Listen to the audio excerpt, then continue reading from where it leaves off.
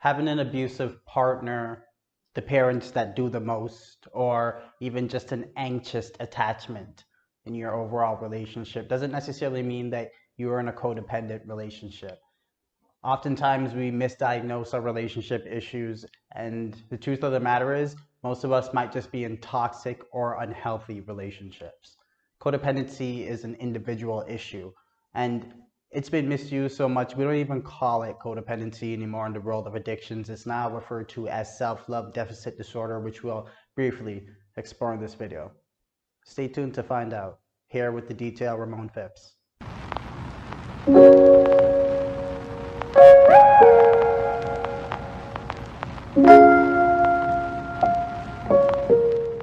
So first, let's all get on the same page as to what codependency is. And yes, we'll just start off with that term. Codependency is an excessive emotional and psychological reliance on the caretaking of another individual who is usually either sick with an illness or suffering from a disease or disorder of some sort. Codependents are drawn to individuals that they can caretake, and the reason being usually has to do with the lack of self-love.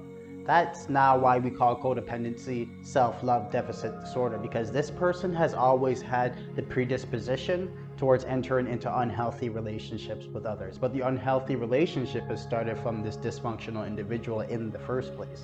This person needs to take care of another individual. Sometimes these behaviors are going to manifest themselves in obsessive, clingy patterns of thinking and acting, as well as, of course, manipulation to sometimes control the life of another individual. Demanding actions, compulsive behavioral actions all follow suit. That's all motivated towards a good intention of taking care of another individual. However, if we know anything about addictions, is that no one can control anyone else's life. And the codependent lives in this distortion, thinking that their altruistic intentions are what's really driving this very, very, very strong likelihood of creating dysfunction in the relationship. Now, what makes codependency an addiction? Well, this individual, they get their fix from helping other people. Now, when they don't help other individuals, it usually impacts them in a very psychological way. They feel a lack of self-worth and they feel a lack of validation. Now, this can lead into problematic issues that can sometimes manifest themselves in physiological experiences of feeling the emotion of loneliness. Have you ever felt that? If you can really just practice empathy for a moment. Loneliness, when you truly feel alone, like you just got dumped, or your parents abandoned you, or you're now alone in a new place because you moved to start a new job somewhere. These feelings of loneliness, imagine that multiplied by 10, 100. The emotion of shame guides this individual's need to help even while having their needs trampled over by other individuals. Codependents are usually the most susceptible to attach themselves to narcissistic individuals. Yes, this is a common notion of codependency. People believe that codependents are always taken advantage of, or really and truly, they sometimes find the most worth in putting themselves in a position in which they bring value to another person's life, such as helping them. Now, I know what you may be thinking. This may not seem so bad. This person is just altruistic and they are living their best life helping other individuals. Well, yes, some people do have a great ability to do that. Just be compassionate, just be helpful, and they want to live their life based on that moral and value that they bring to other individuals. Sure, but some people are driven from a very deep-rooted traumatic experience or series of traumatic experiences in which now shame as a mentality, as an underlying subconscious identity, drives their overall motivations. And that's when things are a little bit dangerous when it comes to our own efforts to try to help out another individual. Let's look at our self-love deficit disorder pyramid. Starting off with attachment trauma. So at some point in this person's life, and let's just practice empathy for a moment, put yourself in the shoes of a codependent. At some point in time in their life, they experience conditional and or judgmental experiences with other caregivers. Now, caregivers in themselves could be role models, they could be parents, they could be people that are a little bit older than you, but still give you some sense of direction in life or even security. These individuals are usually meant to help us, and the best way that they can help us is to be attuned to our emotional needs so that they can respond with that awareness and help us understand that feeling is okay. Going through emotional changes is okay. This is how we grow as human beings, period. However, most people do not. Most people utilize conditions and judgments placed upon the heads of another person in order to help them grow, believing that this fear-based way of learning is sometimes the most effective way of learning. And it very much is true, but we're not going to get into that in this video, how human beings learn best. Let's look at why this conditional, judgmental experience for a young child is actually very dangerous. Well, if I was a kid and my only way to get praise and validation from my parents was to get a good mark on a test or to reach my next accomplishment, then that would be a condition that I am forced to meet. Now imagine this becoming more and more exponential, such as when you enter into a relationship and having to meet conditions, being a breadwinner, being somebody who's emotionally available, being somebody who listens well, being somebody who brings home a lot of bacon, being somebody who X, Y, and Z meets the criteria of another individual. These are all conditions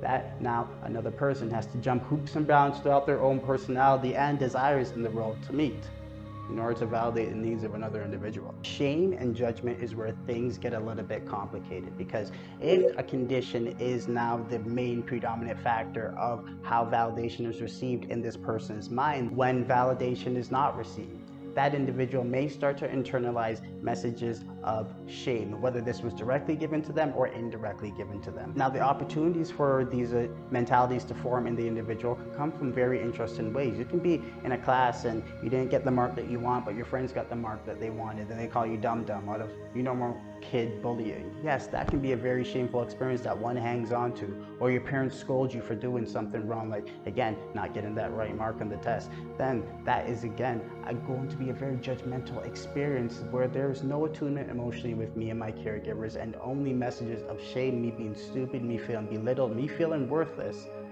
left to hang on to.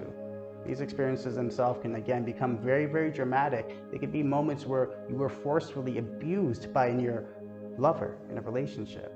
These are scary moments, highly emotional moments. And of course, if you were belittled, if you were verbally abused, if you were harassed, these messages of shame can stay with you to the point where you even start to believe them yourself, whether consciously or unconsciously. These experiences are what creates an attachment trauma, and this attachment trauma becomes the motivating factor as to why a codependent wants to help other people in the first place. For them to feel value is all external, because building it internally always hits a wall of shame. That identity of shame is going to be that second step in that self-love deficit disorder pyramid. That identity is what comes from all these external messages of you are worthless, you are not valuable, you are unattractive, you are stupid. These messages that we receive throughout the course of our life, the ones that hurt, the ones that, again, just judge us over and over and over again, these messages, they stay with us. And how we start to build our personality as we grow up from our developmental years, such as when we were kids, into our teenagers, into our early adult years, into our adulthood. And these messages, if they're gone unresolved and unacknowledged, then they can stay with us and actually drive many different reasons why we act upon certain decisions in our life. For example, you can explore this in inner child work, and I recommend that you maybe start off with my inner child meditation here on this channel. But a lot of our motivations is why we choose certain careers, why we choose certain relationships, why we choose certain actions, or even lifestyles, personas, are based on a lot of hurts and pains of the past that have gone unacknowledged. This core shame then lends itself into a pathological loneliness, a true warped mentality that one cannot break free of, because that deep-rooted belief that they are a shameful individual if they do not bring value to someone else's life is so strong, is so hard to deal with, that when they are in a relationship where they don't have to help, where they're in a lifestyle choice where they don't have to give or contribute to other people's wellness, then they can actually feel what's called loneliness aches, which essentially is like a withdrawal. How people face it when they go through substance withdrawals. It's when you feel very taxed, when you feel very uncomfortable, irritable, and discontent, because we are now in a position in which we are not granting value to people's lives. But again, it's very much related to those past judgments and conditions that we felt that we had to meet for somebody else when we were little kids in order to feel like we are valued. So when all those things come to a head, it leads into the self-love deficit disorder addiction. And addiction in itself is just going to be a series of behaviors that you perform knowing that you're causing detriments to all other areas of your life. In this case, this addiction to relationships, this addiction to the position of being a superhero in somebody's life, this addiction to be a helper, this addiction to fix, control the wellness of somebody else, this addiction to seek external validation because of my shame, is what creates my own detriments. It leads to these unpredictable emotions, these overwhelming emotions, this lack of self-awareness, this need to control somebody else, this need to be involved with somebody else's life, and this difficulty with just being by myself. My needs get trampled on. I allow other people to do this for me. The best person to probably do this for me is somebody who wants all their needs met, such as a narcissist. Again, this is why the codependent is more prone to entering into the most dysfunctional relationship with this particular person. Now, as a codependent, there are ways that we, of course, can work out of this. It's called self-love abundance, which we'll explore in part 2 of this video. But for now, understanding why codependency exists for you starts at that attachment trauma phase. Attachment trauma is very real, and it's something that you might have just glossed over and said, hey, this is a normal way of living, and that is actually called normalizing and or minimizing your own experiences, because every experience of pain, of insecurity, of anxiety in your past has found its home in your brain. And believe me, if it's gone unresolved and just been locked behind boxes in the recesses of your mind with your defense mechanisms, then they have gone nowhere and they are scratching to get out. And likely they're like a little voice calling in the back of you, guiding you along your way of life. But it's anxieties that are guiding you, it's these fears that are guiding you, it's these preconceived notions that you think that people are judging you is what's guiding you. And that might be a very scary thing to look at first, but it's very necessary, especially if you are trying to reach that self-love abundance experience that you are 100% entitled to, because you matter. I'm trying a little thing with a shorter video type, so like, comment, and subscribe if you enjoyed the content in this video, and of course stay tuned for part 2, codependency. More so now, we're going to refer to it as self-love deficit disorder. It's going to be a very interesting topic for us to explore on this channel. So I had a little bit of fun doing this. See you soon. With the detail, Ramon Phipps. Stay mindful.